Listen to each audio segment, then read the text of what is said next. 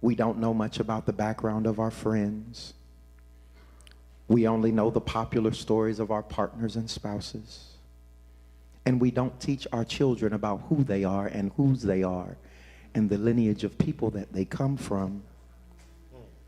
So why would we treat Jesus any different? Why would our relationship with the Lord be any more informed or educated than how we treat one another? But this morning I want to suggest that we get to know Jesus' story. Who he is, where he came from, who his people are, and what they've been through. This morning I want to encourage you not to start your study this week from where we started reading the scriptures, but to reach back to the first verse in this chapter and read that long list of names. Struggle as much as you can to pronounce them however you can. And then take some time to go back and get to know the story of Jesus's ancestors.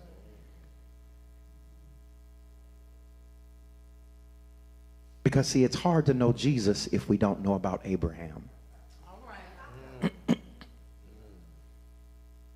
It's hard to know Jesus if we don't know that, yes, while Abraham is the father of many nations, that he also struggled with some of his own issues and doubts and fears and concerns.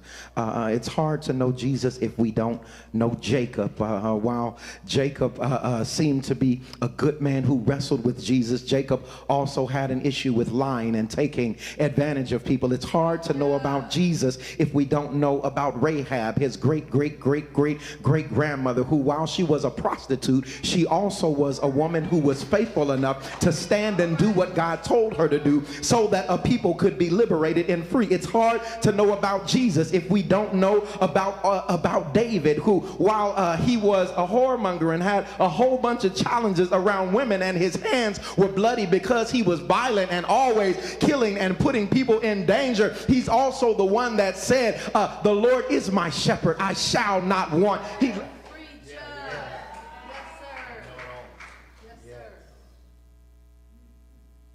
It's hard to know about Jesus if we do not know about Solomon, who, while he was the wisest man in the world, that women made him dumb and crazy.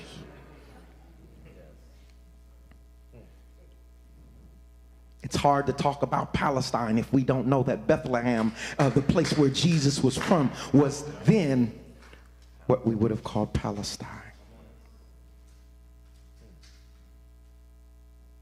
It's hard to know and have a relationship with Jesus, not having any background and not knowing that he comes from a people who were in exile, a people who lost their home, a people who were oppressed, a people who had struggles, a people who went through foolishness, a people who had to deal with bad governments and bad leadership, a people who had turned their backs on God, a people who, even when times got tough, still knew how to call on the Lord. It's hard to know about Jesus without knowing the complicated background in which he came from. It's hard to know about Jesus that he did not come from a nice, pristine, pretty background where everything was wrapped in a nice bow like shoe boxes that made everybody comfortable. It makes it hard to understand Jesus if we don't know that there were some bumps and bruises along the way for him to come into the world. It's hard to talk about Jesus if we don't understand that everybody wasn't excited about this young girl who was having a baby that nobody knew who the daddy was. It's hard to believe and understand who Jesus was if you don't understand that while his daddy was confused about what was going on, he still had a compassionate heart